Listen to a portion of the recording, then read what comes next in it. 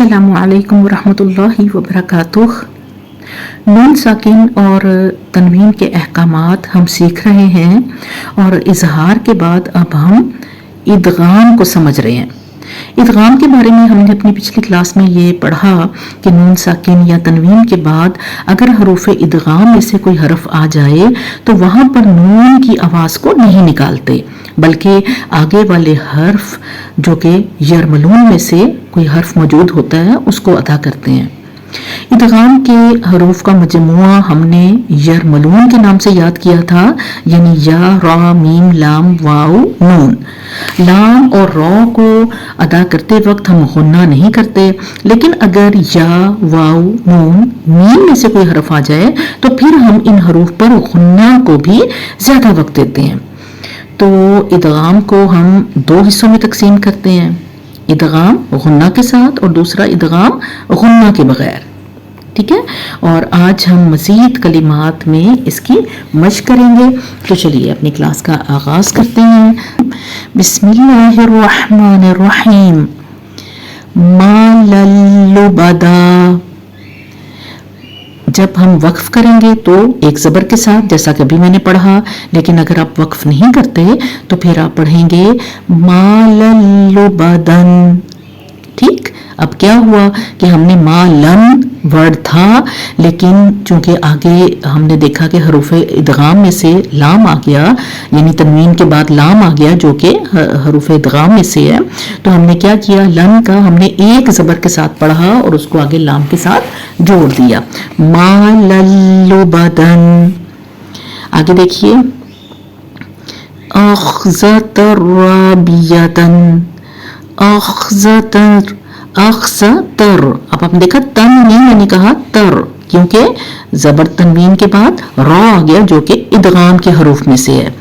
अख्ज़तर राबियतन। और अगर वक्फ करेंगी तो आप कहेंगी अख्ज़तर राबियह। ठीक, आगे देखिए, यौमइज़िन यौमुन। यौमइज़िन यौमुन। अब यहाँ देखें ज़ेर तनवीन के बाद या आ गया, इसका मतलब है यहाँ इदगाम तो होगा लेकिन गुन्ने के साथ होगा। ठीक है, यौमइज़िन यौमुन। और अगर वक्फ करेंगे यौमइज़िन यौम। आगे देखिए, नूहिन व आदिन। नूहिन व आदिन। और अगर वक्फ करेंगे नूहिन व आद। नूहिन व आद। किताबिन मुबीन।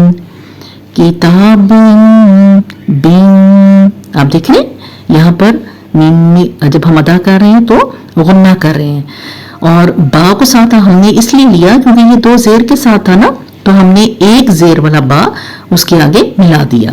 किताबिन मुबीन।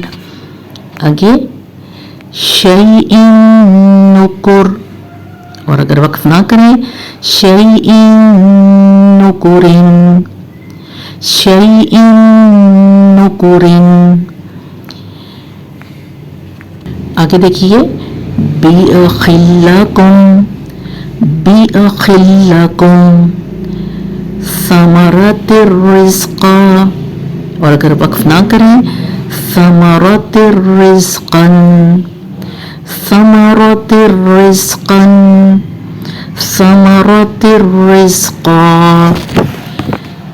सिहरुन युसरू।